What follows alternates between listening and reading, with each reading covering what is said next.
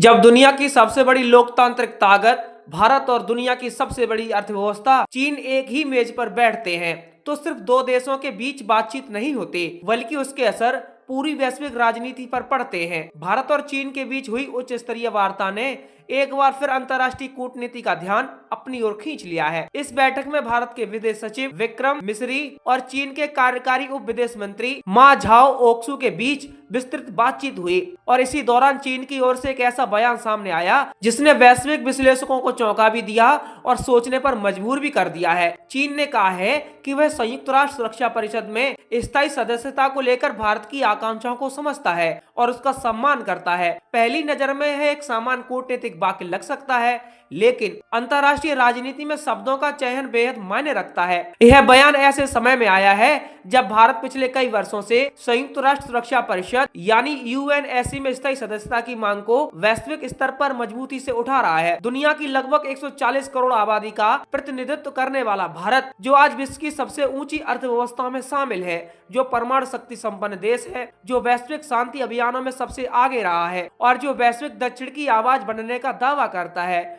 वह लंबे समय से यह तर्क देता रहा है कि 1945 में बनी सुरक्षा परिषद की संरचना अब 21वीं सदी की वास्तविकताओं को नहीं दर्शाती। उस समय की विश्व व्यवस्था और आज की विश्व व्यवस्था में जमीन आसमान का अंतर है। संयुक्त राष्ट्र सुरक्षा परिषद में वर्तमान में 5 स्थायी सदस्य हैं: अमेरिका, रूस, चीन, ब्रिटेन और फ्रांस। इन्हीं को P5 कहा जाता है और इनके पास वीटो शक्ति है। अब आप सोच रहे होंगे कि आखिर वीटो क्या होता है। वीटो का मतलब होता है कि अगर इन 5 में से कोई एक भी किसी प्रस्ताव के खिलाफ वोट कर दे तो वह प्रस्ताव पास नहीं हो सकता। यह शक्ति सुरक्षा परिषद को बेहद प्रभावशाली बनाती है, लेकिन साथ ही इसे असंतुलित भी बनाती है। अब आप सोच रहे होंगे कि वो कैसे।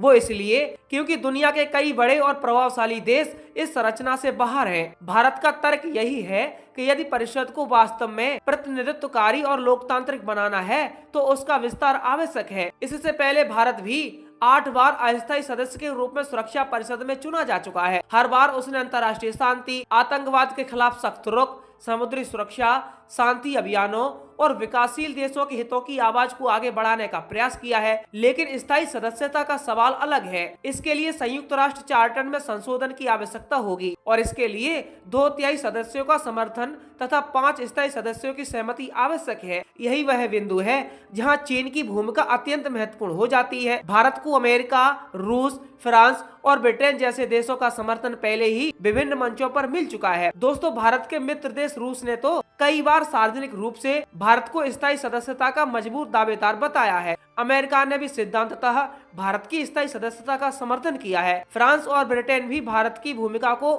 महत्वपूर्ण मानते हैं। लेकिन बात करते हैं चीन की। चीन का रुख लंबे समय तक अस्पष्ट रहा है। चीन ने अक्सर यह कहा है कि वह सुरक्षा परिषद में सुधार का समर्थन करता है, लेकिन व्यापक सहमति और समग्र समाधान की बात करता रहा है। उसने कभी सीधे तौर पर भारत के नाम का समर्थन घोषित नहीं किया। ऐसे में भारत की आकांक्षाओं को समझते और सम्मान करते हैं जैसे बयान अपने आप में एक बदलाव का संकेत माना जा रहा है। हालांकि विश्लेषक यह भी स्पष्ट कर रहे हैं कि यह पूर्ण समर्थन नहीं है। कूटनीति की भाषा में सम्मान और समर्थन के बीच बड़ा अंतर होता है। समर्थन का अर्थ होता है कि आप सक्रिय रूप से उस प्रस्ताव के पक्ष में खड़े हैं, जबकि सम्मान का अर्थ है कि आप उस दावे को वैध मानते हैं, लेकिन जरूरी नहीं है कि आप उसे आगे बढ़ाने के लिए प्रतिबद्ध हों।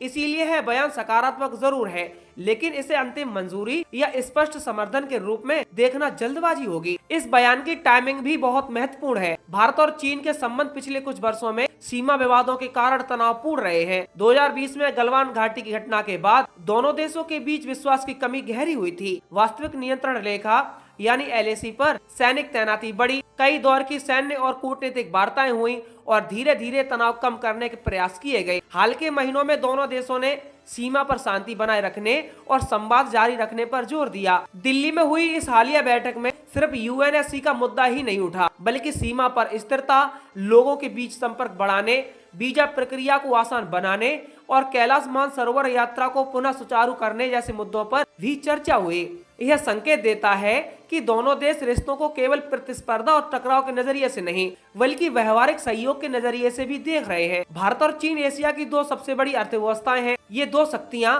एशिया की सबसे बड़ी अर्थव्यवस्थाएं भी हैं। दोनों ब्रिक्स और संघाई सहयोग संगठन जैसे मंचों पर साथ काम करते हैं। वैश्विक दक्षिण के मुद्दों पर, जलवायु परिवर्तन, व्यापार सुधार, बहुपक्षीय संस्थाओं में सुधार जैसे विषयों पर दोनों की साझा चिंताएं भी हैं, लेकिन साथ ही दोनों के बीच रणनीतिक प्रतिस्पर्धा भी है, विशेषकर हिंद प्रशांत क्षेत्र में, दक्षिण एशिया और वैश्विक आपूर्ति श्रृंखला के संदर्भ में। ऐसे में चीन का यह बयान कई स्तरों पर पढ़ा जा सकता है। एक स्तर पर यह भारत को सकारात्मक संकेत देने की कोशिश हो सकती है ताकि द्विपक्षीय संबंधों में विश्वास बहाली हो सके। दूसरे स्तर पर यह वैश्विक मंच पर चीन की छवि को संतुलित दिखाने का प्रयास भी हो सकता है, खासकर उस समय जब वैश्विक दक्षिण के देशों में सुरक्षा परिषद सुधार की मांग तेज हो रही है। तीसरे स्तर पर यह एक रणनीतिक संदेश भी हो सकता है कि चीन भारत के महत्व को नजरअंदाज नहीं कर सकता। भारत की दावेदारी सिर्फ जनसंख्या या अर्थव्यवस्था के आधार पर नहीं, भारत संयुक्त राष्ट्र शांति अभियानों में दशकों से सक्रिय रहा है। उसने अफ्रीका और अन्य क्षेत्रों में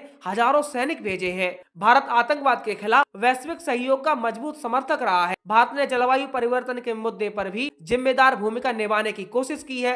अंतर्राष्ट्रीय सौर गठबंधन जैसी पहले भारत की वैश्विक नेतृत्व क्षमता को दर्शाती है।